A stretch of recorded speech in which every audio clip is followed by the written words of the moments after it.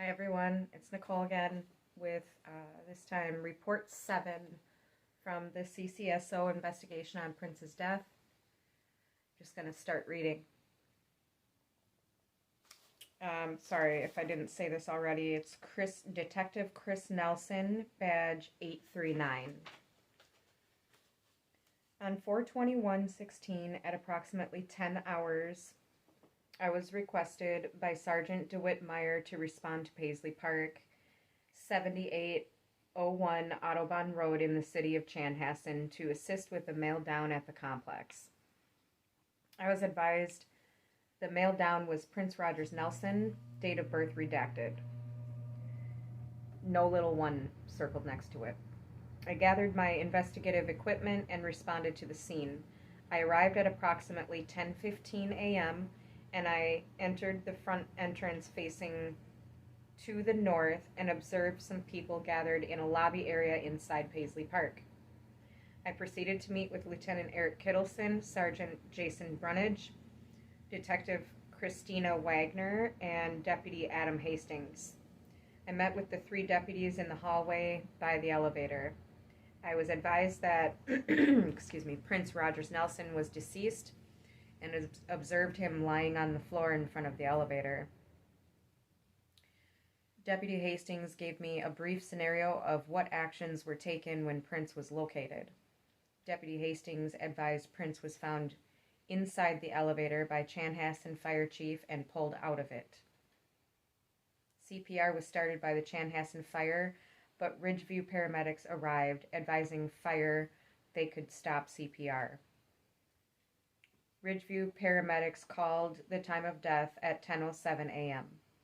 Sergeant Meyer arrived on scene and Detective Wagner and I met with him. Shortly after, Detectives Pat Murphy and Angela Nucci arrived on scene and we all met in the front lobby area to discuss the incident.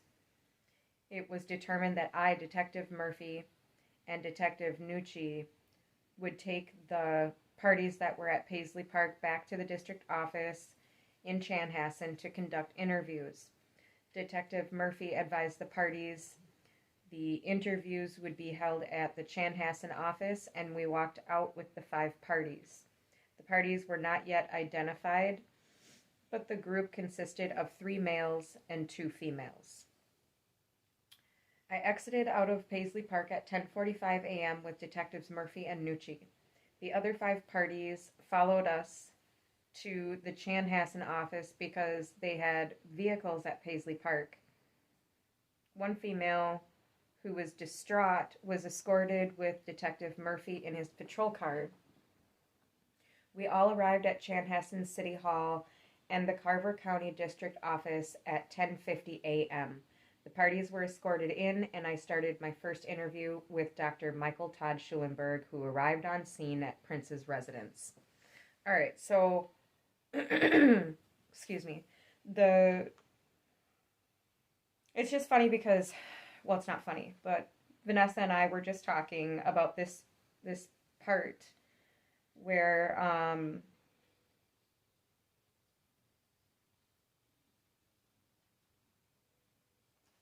try to word this. Okay, so nowhere yet have we seen, at least I can't recall, any part, and Vanessa obviously can't remember it too, where Andrew's got a rental car or Andrew's driving at all. We don't know if he was driving a rental or what the situation is with that.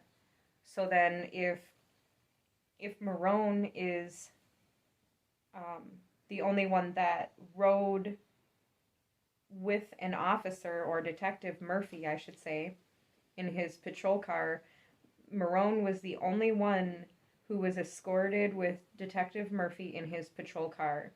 Everyone else followed us. The other 5 parties followed us to the Chanhassen office because they had vehicles at Paisley Park. The other 5 parties followed us to Chanhassen because they had vehicles at Paisley Park.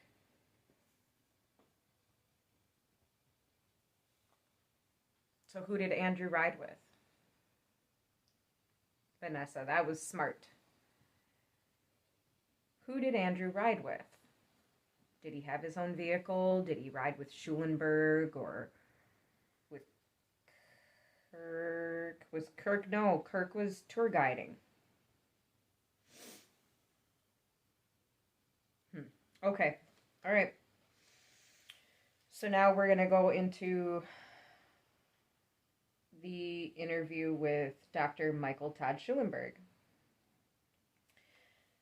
Again, this is Chris Wagner. No, I'm sorry. So glad I looked. Chris Nelson. I conducted my interview with Schulenberg in the Chanhassen sergeant's room. I received Schulenberg's information and filled out my recorded statement form and advised Schulenberg that I was asking for a voluntary statement from him. Schulenberg agreed to speak to me and understood the conversation was being recorded as he was not under arrest. I learned the following from Schulenberg during my interview with him. Schulenberg advised he knew Prince from a professional standpoint. I asked Schulenberg how he became involved with treating Prince for medical issues. Schulenberg said that he had known Kirk Anthony Johnson, date of birth redacted, for approximately the past 16 years because Kirk was a patient of Schulenberg. Schulenberg said last fall Kirk contacted him to see if Schulenberg would be open to helping Prince, Kirk's boss. Schulenberg said at that time, the idea was just to have a physical and to check Prince out. See, check out. Doctor, check Prince out. Or check out of Trinity Hospital. That's what I was trying to say earlier, last report. Anyway, Schulenberg said nothing came to light at that time until about 2 weeks ago. On April 7th, 2016, Schulenberg received a text message from Kirk at 5:45 a.m. asking if Schulenberg would be able to help out by administering some IV fluids to Prince. Schulenberg talked with Kirk, and at approximately 6:45 a.m., Schulenberg arrived at Paisley Park. Schulenberg met Prince and completed a physical exam on Prince. Schulenberg then asked about Prince's past medical history. Since Schulenberg could not administer IV fluids to Prince at Paisley Park, Schulenberg arranged for Prince to meet Schulenberg at his office. Did Schulenberg arrange that, or did Prince arrange that, or did Kirk arrange that, or did Marone, or what?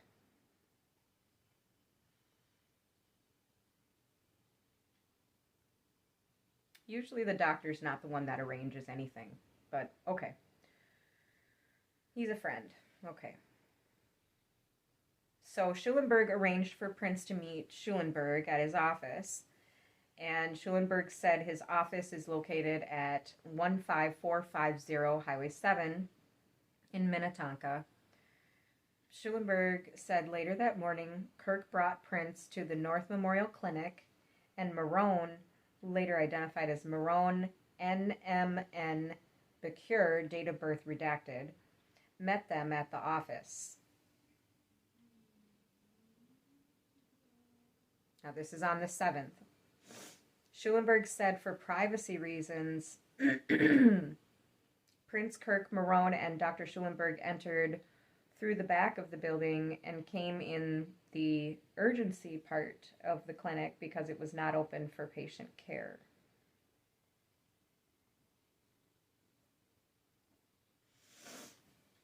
Schulenberg placed an IV in Prince and gave him a liter of normal IV saline. Once the IV of saline was completed on Prince, Prince advised he was feeling better and left with Marone. Schulenberg said 2 days later, April 8th,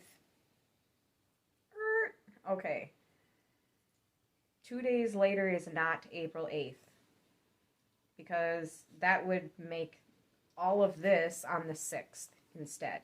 And this happened on April 7th. We can go off of what Schulenberg is saying a little bit, because he's a big fat liar, but really it's the documentation from his hospital notes, that from his appointment with Prince, that lets us know for a fact that Prince was seen on the 7th. So when Schulenberg says 2 days later,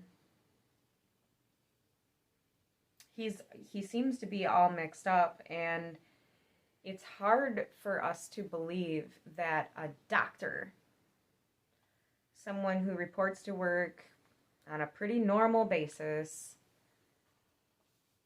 most likely during clinic hours for the most part, he's getting his days all mixed up, and we're just wondering, like,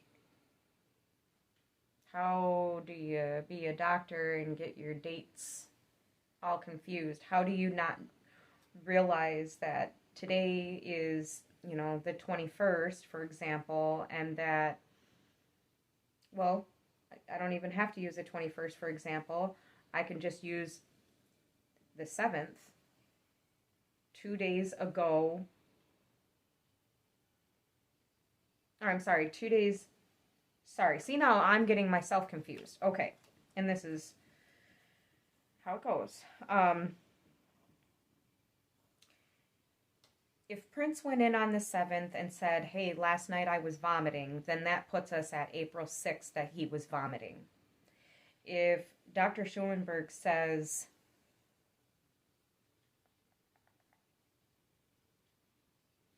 that 2 days after Prince left feeling better with Marone after an IV, then that would put us at the 9th. But I tend to think that it wasn't 2 days later, and that Schulenberg was exaggerating for his own hidden agenda because he didn't want to get in trouble. And the fact that he gets caught up in multiple lies really kind of tells us everything that we need to know about Schulenberg. He's a liar. And he was just trying to save his own butt. And,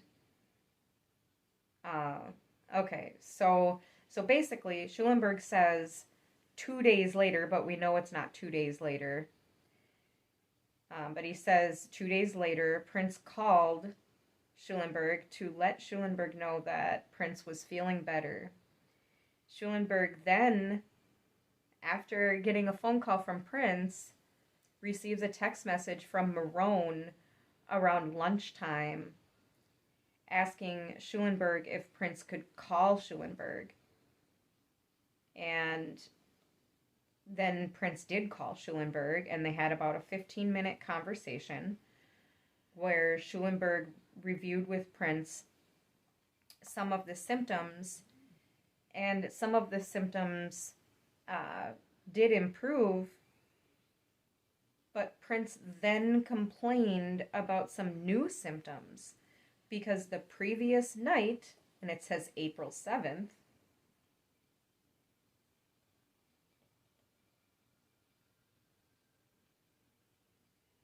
a chiropractor had worked on Prince and new symptoms developed. Schulenberg then offered to see Prince again and offered to do some blood work if Prince felt it was necessary. Okay. So let's just try this on. Schulenberg says that he's seen Prince on the 7th. He said 2 days later, which would be the 9th. Excuse me. That Prince called to let him know he was feeling better. I don't know who is paying less attention here, the police, Detective Christina Nelson, or Schulenberg himself, because between the two of them, we just cannot seem to narrow this down. It's page 57, paragraph 7. And so it goes, Schulenberg placed Prince on an IV, gave him a normal saline. Then that was done, and Prince was feeling better, and he left with Marone. So that's on the 7th. And then Schulenberg says 2 days later, okay, so we're talking the 9th, Prince called to let Schulenberg know that he was feeling better. Then, when he talked for 15 minutes with Schulenberg, he said, well, Doc, some of the stuff that I had originally complained about is good.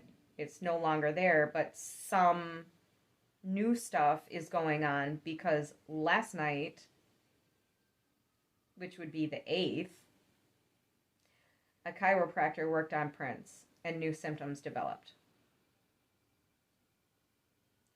6th to the 8th, conversation.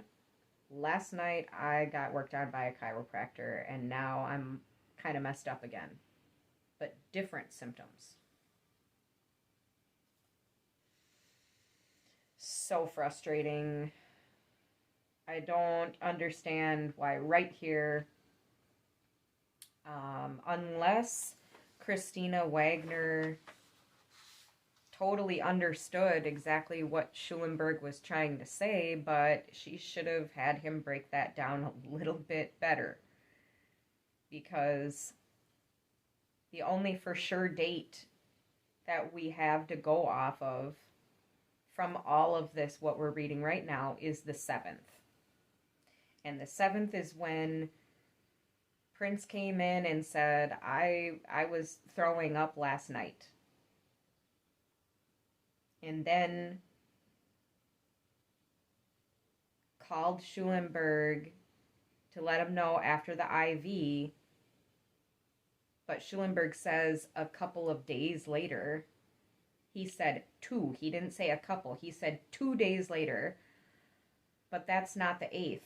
And so right there, another fail by Carver County. This one is Detective Chris Nelson, badge 839. Another fail because she should have had him clarify right then and there. What do you mean? No, 2 days after the 7th would make it the 9th. And then she should have pulled out her handy dandy and helped him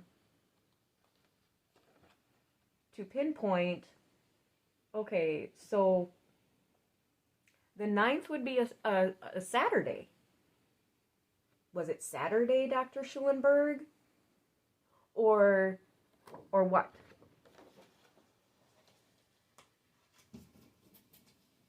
See how easy that was for me to do? So if I can do that, then why wouldn't Detective Nelson? I don't get it. Okay, and then the part where Schulenberg tells Chris Nelson that he received a text from Marone around lunchtime, and then the text message was Marone asking Schulenberg if Prince could call him, and then Prince does call him, and they have about a 15-minute conversation. Right there, I would have, as the detective, I might have said, okay, wait, so back up a second. You're saying that Marone asked you, Schulenberg, if Prince could call you, and then Prince did call you, is that right? Instead, it's just all confusing.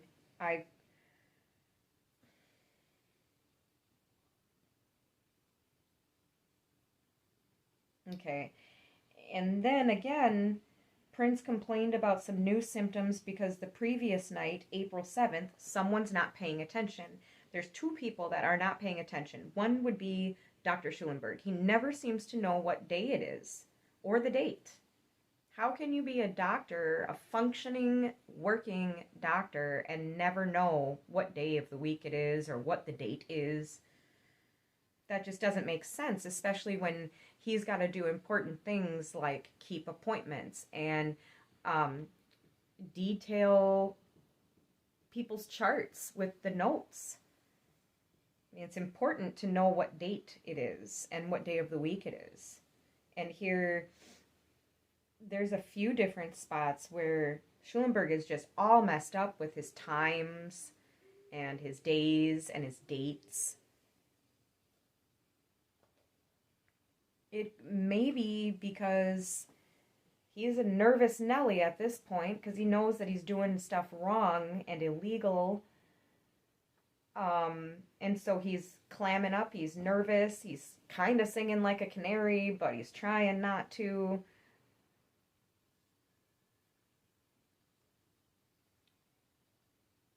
So as a detective, I might have said, what do you mean a chiropractor?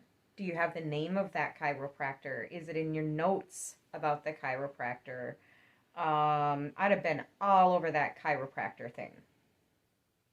The whole bit about the chiropractor. And I would have asked more questions about the new symptoms that were going on. And I would have wanted to know what symptoms did improve and which ones didn't, and what are the new symptoms. And then I would have wanted more information about that chiropractor. And then I would have taken that back to Kirk and been like, what's up with this chiropractor? Hey, Marone, what's going on with this chiropractor? You know anything about this chiropractor? And then, okay. I also wanted to point out, notice that this time on the 7th, when Prince leaves with Marone after the IV of normal saline, Prince feels better as he's leaving with Marone. That's not how it went later on the 20th, when he left Dr. Schulenberg's office after getting an IV of normal saline. So that is when Kirk is describing Kirk in the car as he going through withdrawal. And gives him a pill.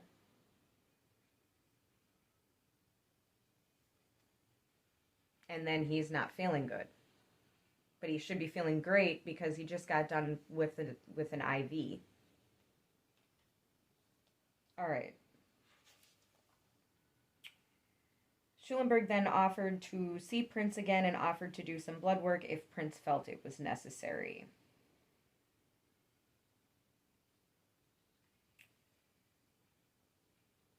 Also, I did check for any phone logs for Marone or anyone from the 7th of April, and there's nothing. It feels and seems a lot like the 7th of April has been overlooked almost completely. All right. So, let's see. Just want to make sure I'm not skipping over anything. So as far as the phone logs, it looks like the 14th, the 15th, and the 21st for Kirk and Marone are available, but not the 7th. And the 21st is only until noon. So it's from midnight to noon. And then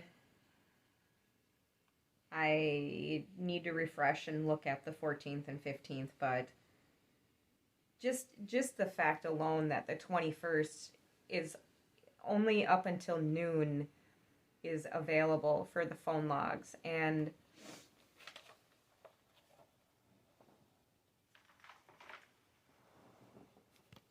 let's see. That's Kirk's phone log. And this one is Marone's.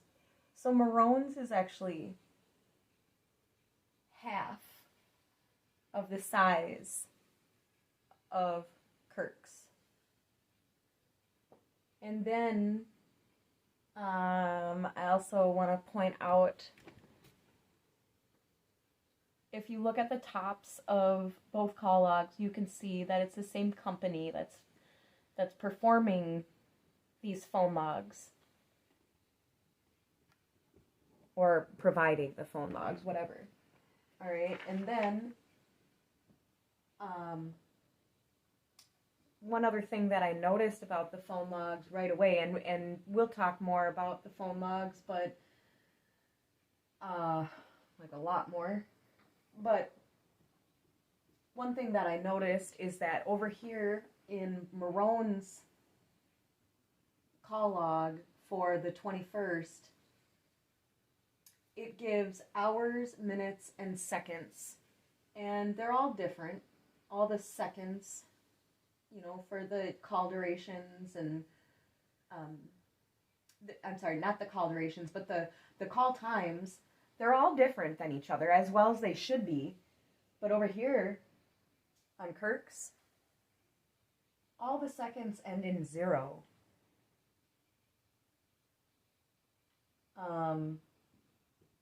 I found that kind of weird, considering the fact that it's the same company. It's Hawk Analytics.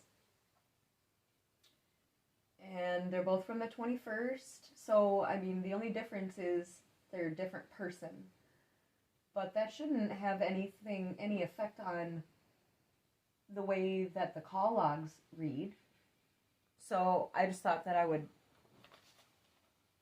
point that out. I noticed that just today. Right. So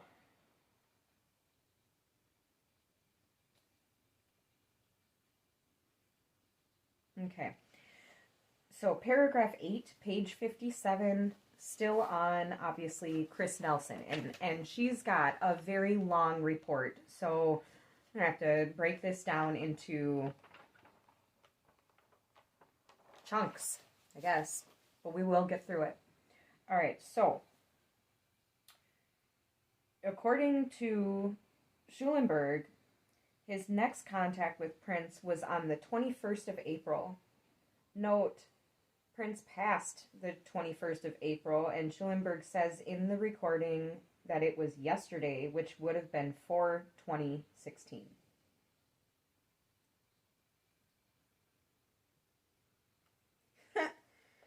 But the truth of the matter is that Schulenberg is once again lying, because the next time that he had contact with Prince or Kirk would be the 14th, when Schulenberg prescribed more medications, because Kirk was asking for that.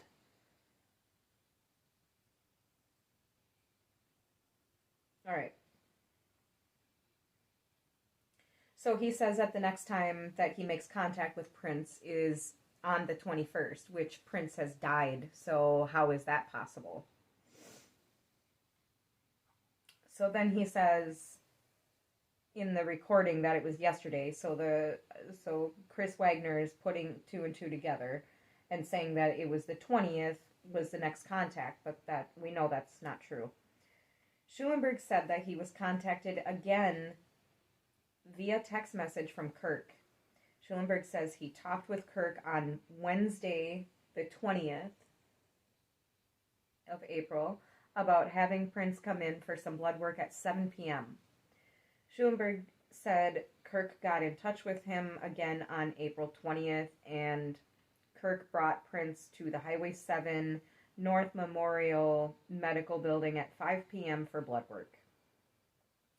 Schulenberg then says, in the interim, I had learned from Kirk, who stated to me that he had just learned this concern that Prince was using opiates.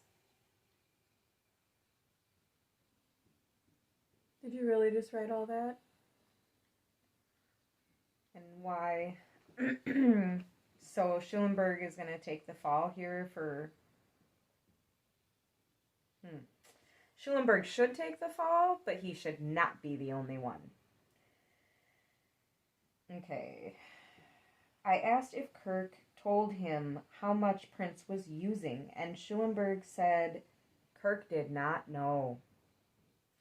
Schulenberg said Kirk had told him that Kirk had been in contact with a lot of people that knew Prince about this, but Kirk advised he was not aware. Of course, Kirk doesn't know. Why would Kirk know?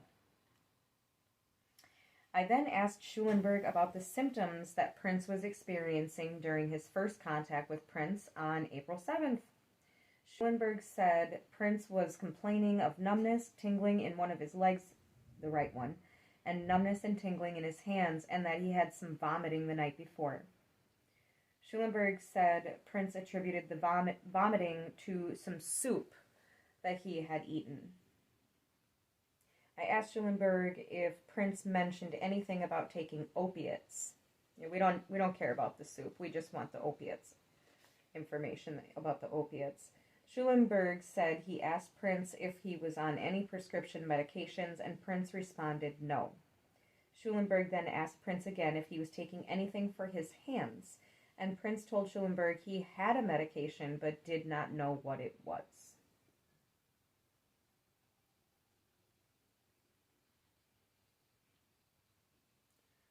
That does not sound like the Prince that we know.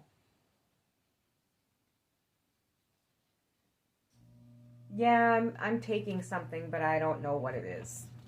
Prince.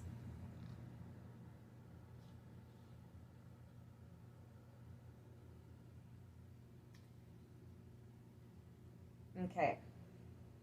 I asked Schulenberg if he prescribed anything to Prince, and Schulenberg said he did not on April 7th, but he did on April 20th for opiate withdrawal. Now,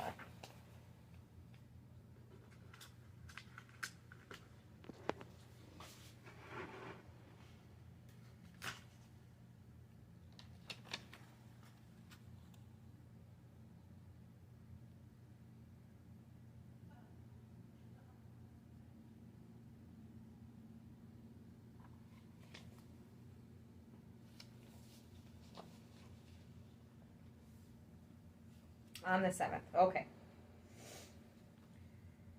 All right. Let's see here.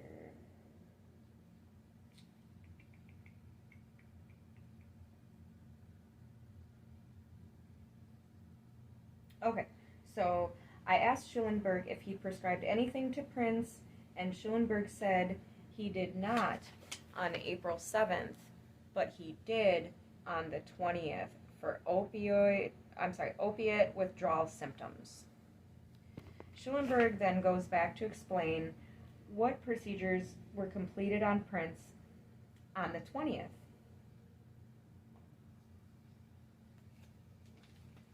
I just want to show you. We go from the 20th to the 21st, back to the 20th, to the 7th, to the 20th. All Dr. Schulenberg guiding us through this, and he's just jumping. He can't seem to stay on one topic or one day, which I'm no human lie detector, but I pay attention to nonverbals and that kind of thing, and if someone is jumping around from topic to topic, it could mean a couple of things, but in this situation, with everything that we've read so far, he's acting guilty, is what's happening here. And that's why he's trying to deflect. Oh, let me tell you about the 20th. No, wait, let's go to the 21st. Let's go back to the 20th, and then let's go all the way back to the 17th. Let's forget all about the 14th and go right back to the 20th.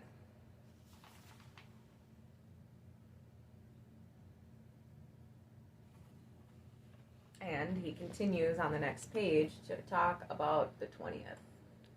The 20th.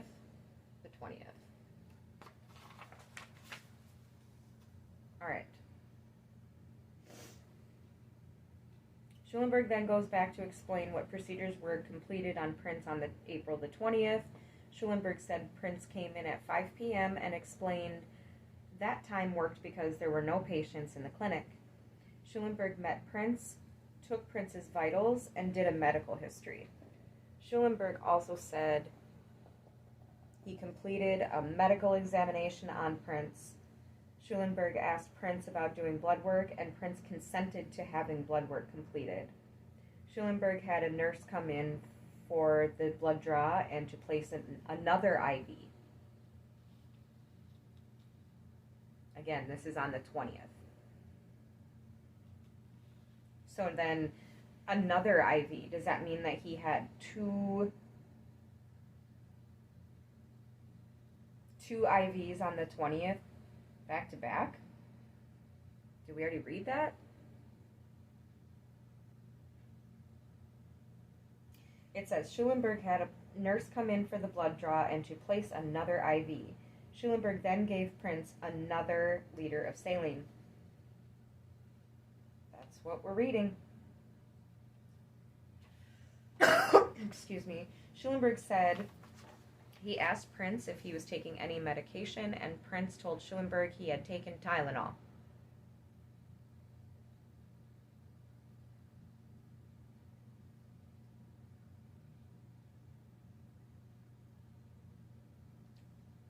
Right away, I'm thinking, did someone swap his Tylenol out for some fentanyl? Because that's what it's sounding like to me. That's what it seems like. Prince is willing to take willing to do blood work, and he's taking Tylenol. And then Schulenberg asked Prince if there were any other ingredients in the Tylenol. Isn't that a weird question? That's kind of weird. But okay, I mean, at least he's trying to figure this out. So he asked that magic question. And the reason I say magic question is because on the 14th, Sarah Boo prescribes to Kirk Tylenol 3 with codeine.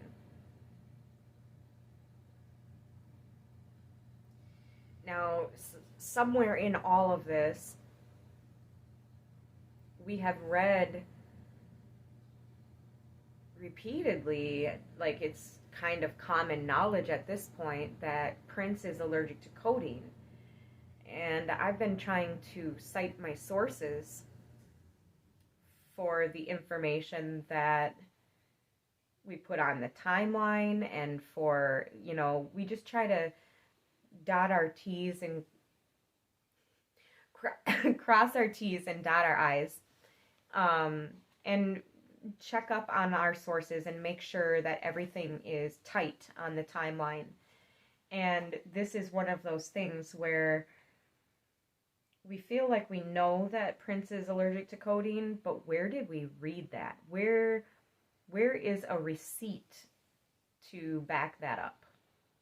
So if anyone listening knows the answer to that question, I would really, really appreciate it if you let me know where you found it, or show me any kind of receipt so that we can go ahead and call that an absolute fact, that Prince was allergic to codeine, which was prescribed in Tylenol to Kirk by Sarah Boo, the dentist from White Bear Lake.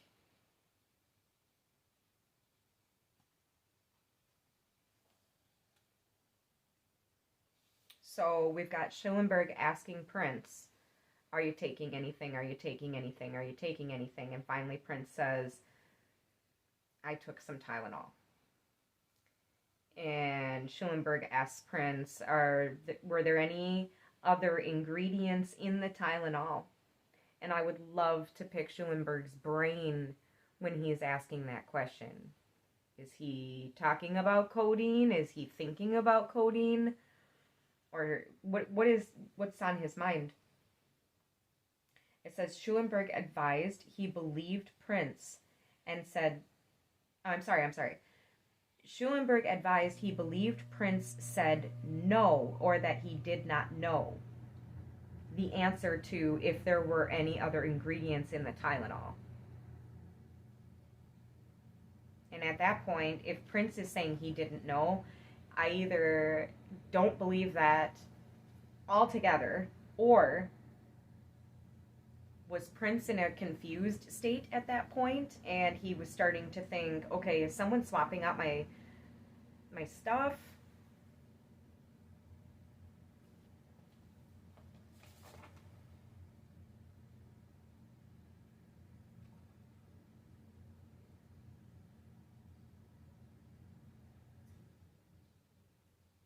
I'm just trying to really, really make for certain that, because we're jumping around a lot. Well, Schulenberg is. We're just along for the ride, I guess. But, okay. Here's the page. Sorry. Okay. So yeah, we are still talking about the 20th. So, are there any other ingredients in the Tylenol? And Prince, according to liar Schulenberg, he either said no or that he didn't know. That is mind-blowing to me. So, he either said no or I don't know. So then, what, Schulenberg just heard the last word of the sentence and called it good and did not care enough to have Prince repeat his answer so that he could clearly understand what's going on here with this Tylenol situation. Okay. So, according to Schulenberg, Prince says no. Either that or he says, I don't know. Prince told Schulenberg that he had taken Tylenol earlier that morning. Okay.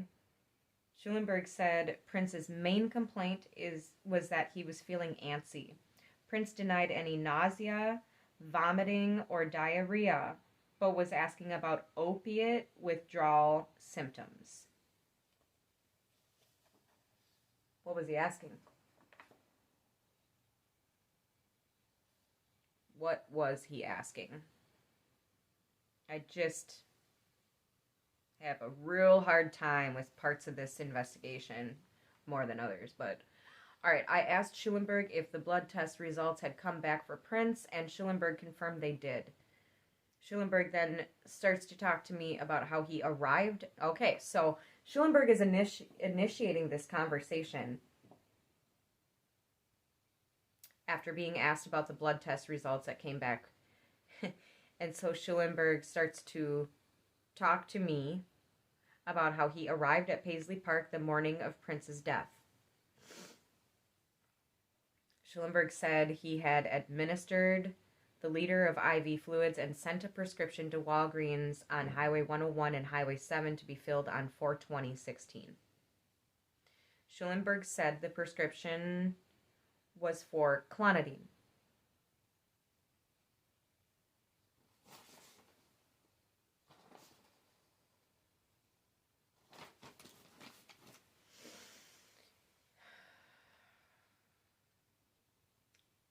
Schulenberg said he had given Prince 2 doses of clonidine before Prince had left, along with 1 dose of hydroxyzine.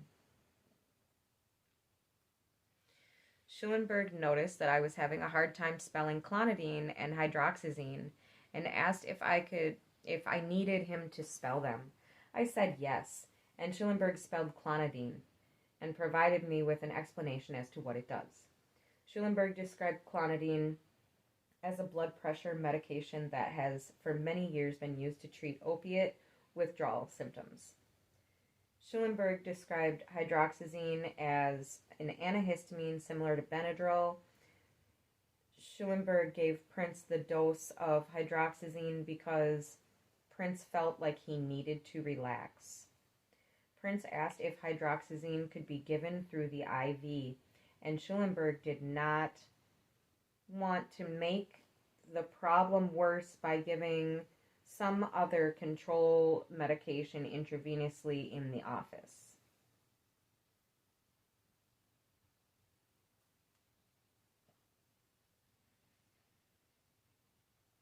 What if that's a lie?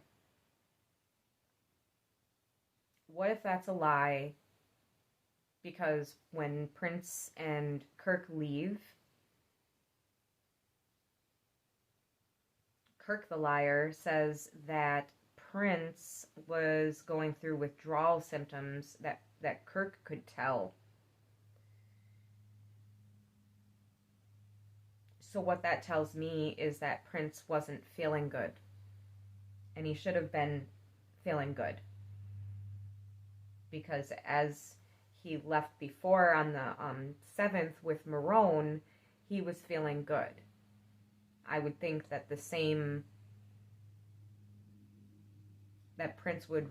Prince's body would react the same unless there's something else that's up on the 20th.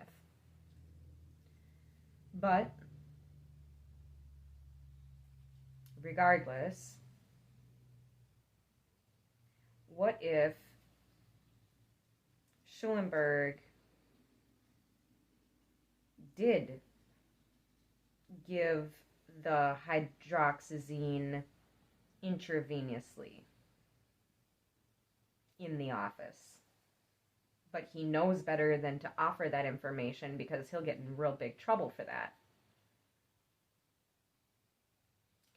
I asked if the medication was given in pill form, and Schulenberg said yes. Clonidine 0.1 and the hydroxyzine was 25 milligrams. I asked Schulenberg when Prince left if Prince seemed to be in good spirits. Schulenberg said, yeah, he appeared comfortable and he left with Kirk. And that was around 6:30 p.m. Yeah, he appeared comfortable and he left with Kirk.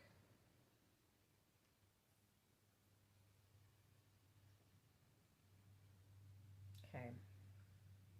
I then asked Schulenberg why someone would want to have an IV of fluids. Schulenberg said most people just feel better, and Prince was mildly dehydrated, saying Prince's mouth was dry. Schulenberg stated he gave Prince a liter of normal saline because that is what Prince wanted.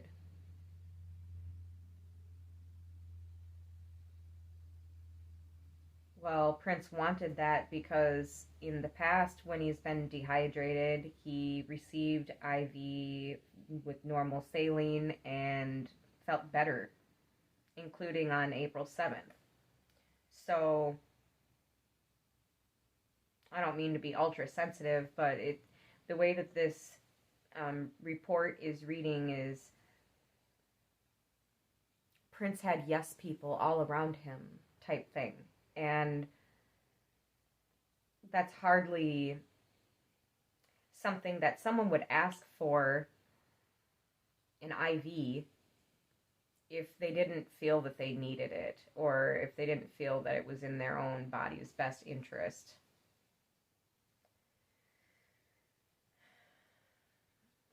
Schulenberg should have given him the IV because he understands that would remedy the symptoms that Prince was experiencing. All right. Schulenberg advised the potential for harm performing this procedure is very low. I asked Schulenberg if the prescriptions were filled, and Schulenberg said he only knew the prescription for clonidine was filled. Schulenberg said the other two prescriptions were printed and did not know if they were filled. Schulenberg advised one prescription was for the hydroxyzine, and Schulenberg then researched opiate withdrawal and issued the second prescription for Valium. I'm sorry, what?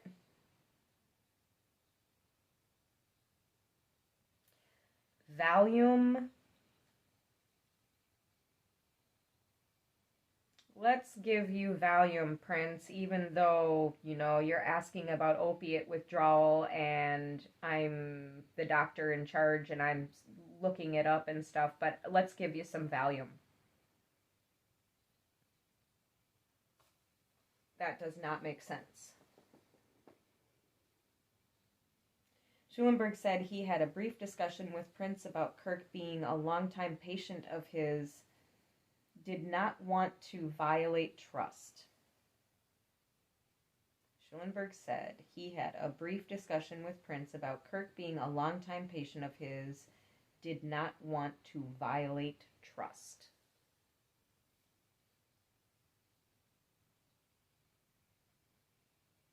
Schulenberg says to Prince, Kirk is a longtime patient and I don't want to violate trust.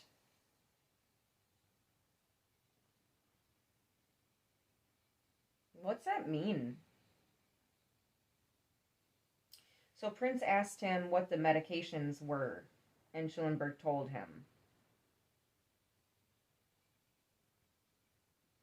Okay, so Prince wants to know what he's being prescribed, and so the doctor tells him.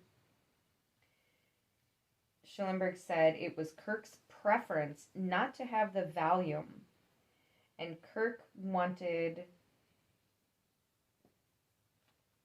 the Valium to be administered in a supervised setting.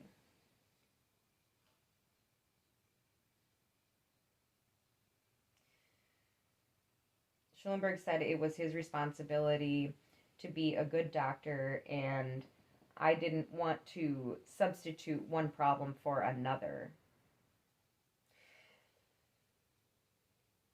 Prince said, understood, I will use the other two prescriptions first. This is just my opinion, as Vanessa would say. This part where Prince asked what the medications were, and Schulenberg told him and added that it was Kirk's preference not to have the Valium, and Kirk wanted the Valium to be administered in a supervised setting. First of all, Kirk's preference not to have the Valium. Why would Kirk get a say in Prince's medications? Secondly, whatever happened to the good old HIPAA law?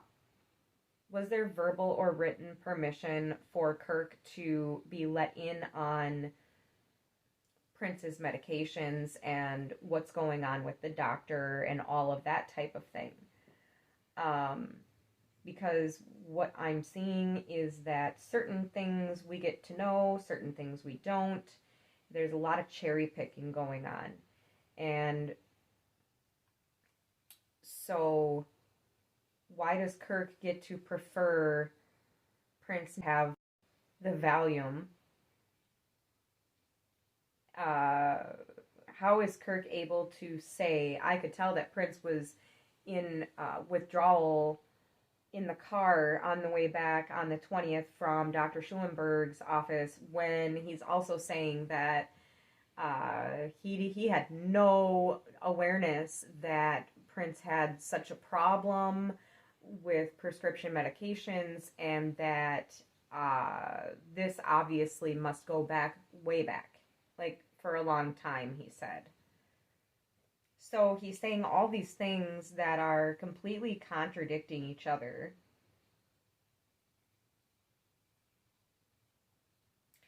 And so he's preferring not to have the Valium, and also saying that he wants the Valium to be administered in a supervised setting. Schulenberg said that it was his responsibility to be a good doctor. That reminds me of Andrew.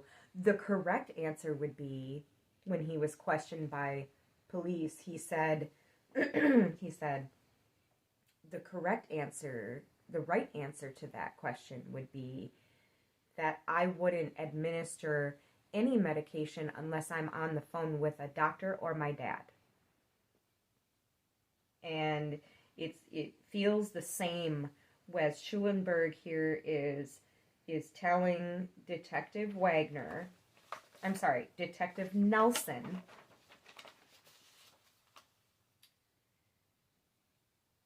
that I wanted to be a good doctor. It's my responsibility, he said, to be a good doctor, and I didn't want to substitute one problem for another. And then he says, Prince says, understood, I will use the other 2 prescriptions first.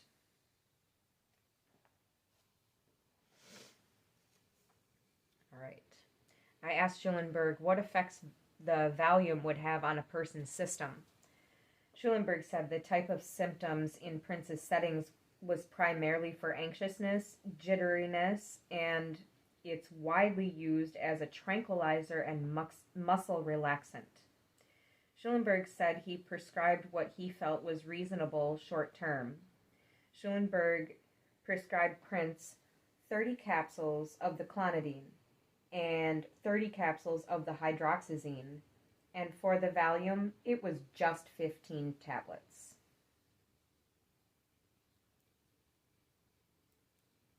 I asked if you were able to mix all the 3 pills together if it could cause health problems. Schulenberg said only if you intentionally overdose on them.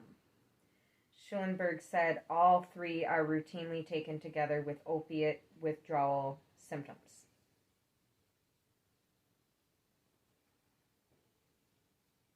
Schulenberg said on 4/20/16 at 8:17 p.m. that he had received a phone call from Phaedra Ellis Lampkins and had an 11-minute conversation with her. Phaedra wanted to know if Schulenberg would talk with Dr. Kornfeld. Schulenberg said either Kirk or Prince had reached out to Phaedra to arrange chemical dependency assessment treatment. Phaedra called Schulenberg to be the doctor of record on the issue. The doctor of record. If we pick that apart just a little bit, the doctor of record. That to me sounds like he's not the only doctor, but he's the doctor of record on the issue.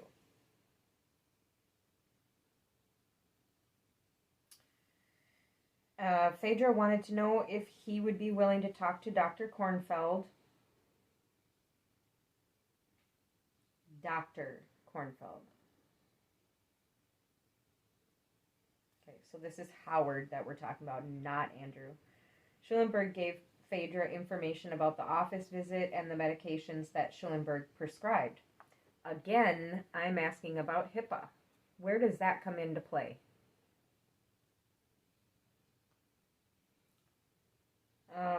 Schulenberg was told that potentially Dr. Kornfeld may reach out to a Minnesota doctor who could prescribe anti-withdrawal medications.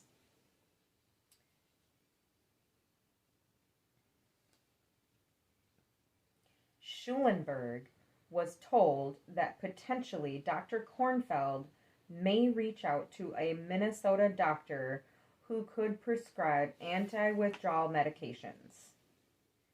See, now that to me sounds like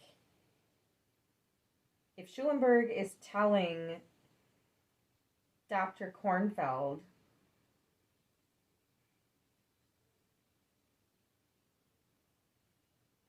Schulenberg was told that potentially Dr. Kornfeld may reach out to a Minnesota doctor who could prescribe anti-withdrawal medications. That doesn't sound like he's talking about him.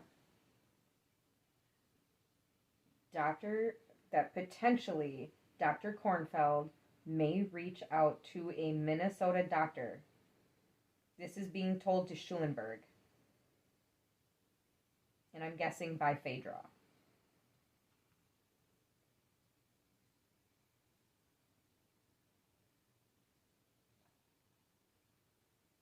Schulenberg was told. I'm sorry, okay.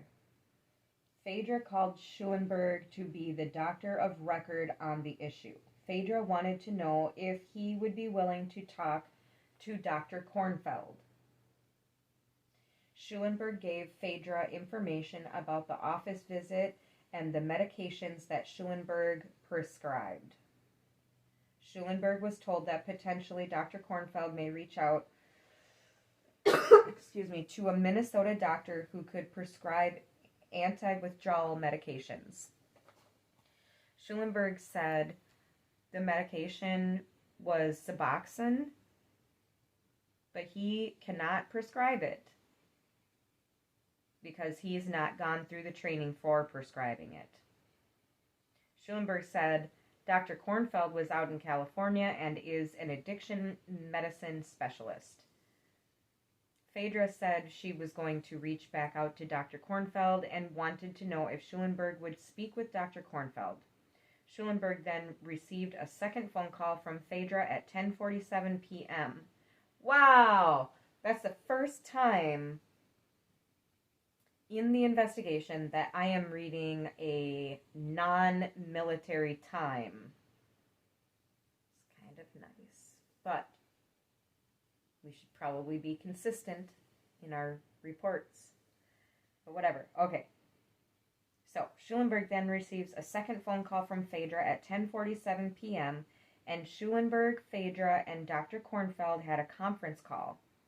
Schulenberg advised he talked briefly with Dr. Kornfeld and explained what medications Schulenberg had given to Prince. Dr. Kornfeld agreed that the medications were appropriate medications to manage withdrawal. Dr. Kornfeld told Schulenberg that Dr. Kornfeld was sending his son to Minnesota to try and convince Prince to go to California for opiate withdrawal treatment.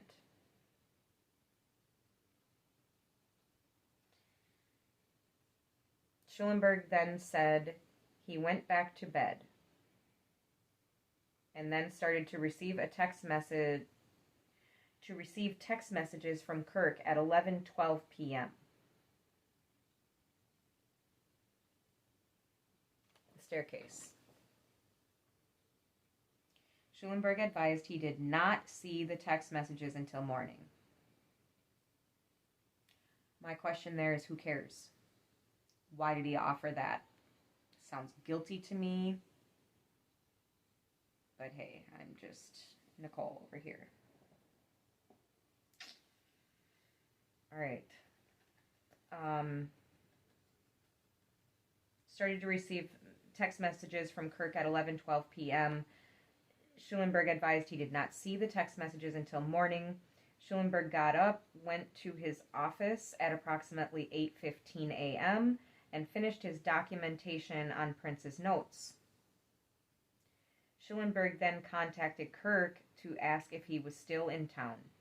Kirk responded, "I'm here waiting for Prince, for him to wake up to give him something to take the edge off." Kirk then told Schulenberg he was waiting for Andrew Kornfeld for help. Schulenberg then texted that he had Prince's medical records and test results and wanted to know if he should fax them to Paisley Park. Schulenberg said Prince had given him verbal permission to communicate all test results and concerns with Kirk. Let me read that again. Schulenberg said Prince had given him verbal permission to communicate all test results and concerns with Kirk. How do we know that that's true?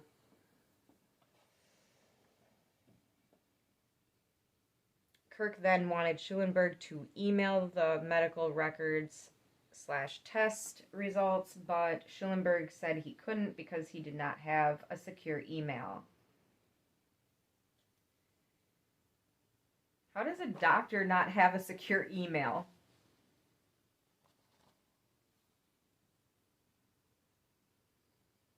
I mean, even at home he should. He's a doctor.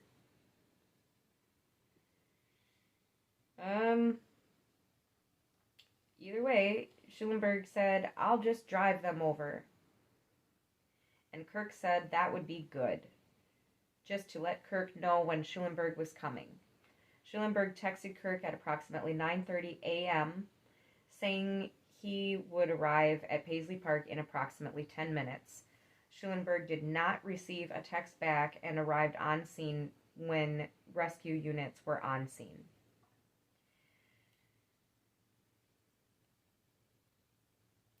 I asked Schulenberg, okay.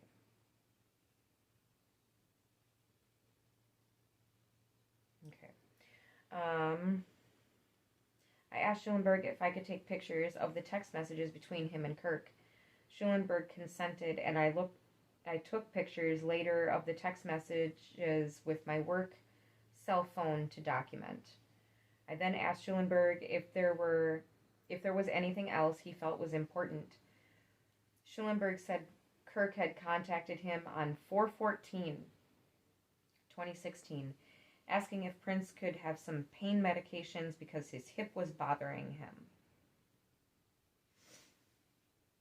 Schulenberg said he felt comfortable prescribing Prince a medication for 15 Percocet because he had seen Prince the week before.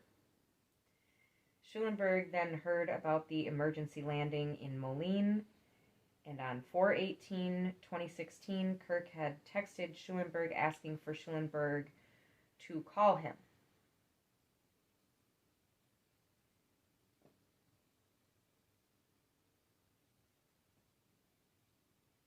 Did he?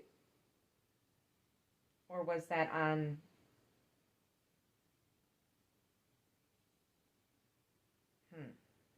Okay. We'll just keep going. On the 18th, on 4/18/2016, Kirk had texted Schulenberg asking for Schulenberg to call him. Let me just get a quick...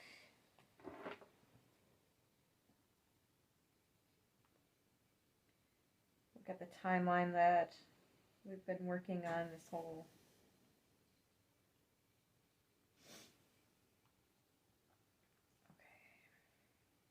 Come on.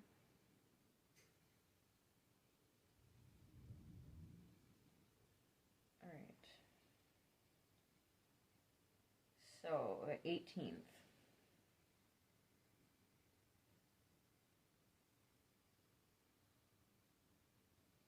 The 18th.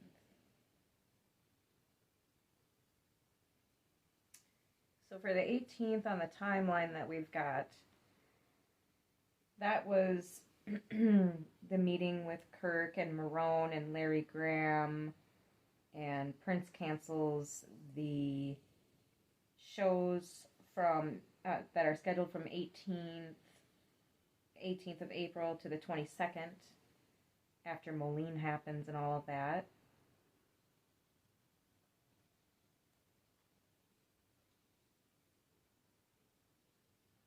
Okay, so Schulenberg then heard about the emergency landing in Moline, Illinois. On the 18th, Kirk texted Schulenberg asking for Schulenberg to call him. During the phone conversation, Kirk told Schulenberg about concerns he had for Prince and opiate use. Schulenberg said Kirk apologized for asking Schulenberg to issue the Percocet for that, and had only recently found out about Prince's opiate use. Schulenberg said Kirk told him that Kirk and a group had discussed the issue and learned from an ex-wife that Prince had opiate issues for many years. The ex-wife, huh? That is what we're going off of. I asked about medical records and if I would have to go through North Memorial, and I was advised I would. Schulenberg said there is virtually nothing there. Virtually nothing there. Schulenberg said they did do lab tests, and the only thing remarkable was mild anemia. At the end of their meeting at the clinic, Prince asked to use the bathroom, and Schulenberg received a urine sample from Prince. Schulenberg then ran a urine drug screen on Prince's urine, and it tested positive for opiates. Nothing else.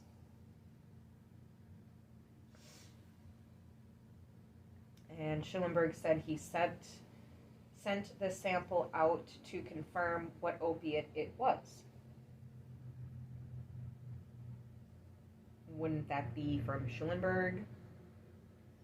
Schulenberg said he has only had 2 contacts with Prince and was trying the best he could to help.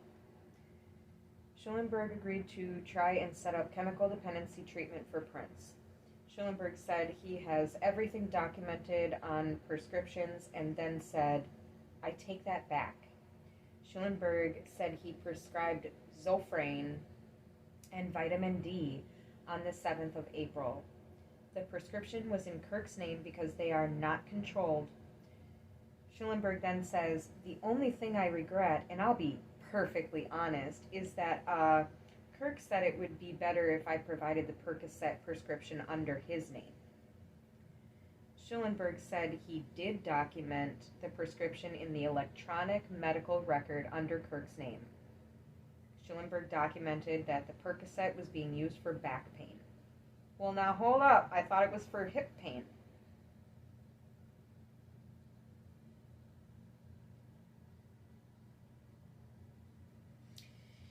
Schulenberg then tells me that he has known Kirk for 16 years. A long time. And said it was the first time that he has ever prescribed a controlled medication under Kirk's name. I then tried to confirm that the prescription was on 4/14/16, and Schulenberg advised he thought it was, but would not be under Prince's chart. Schulenberg then stated that he regretted doing that. Schulenberg then said, "But I don't do things like that. Actually, it's probably the first time I have ever done anything like that." I again asked Schulenberg how many Percocet pills it was. Schulenberg said the prescription was Percocet 5-325 and 15 pills. Schulenberg said the prescription was given to Prince before he knew Prince had a problem. But it wasn't given to Prince, was it?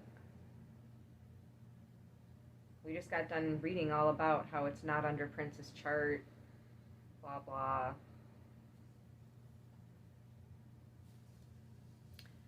All right, I think I will give you guys a break, and the next video we will continue the same report of Christina Nelson, badge 839, and we will start with Hannah and Josh. So, plot will thicken.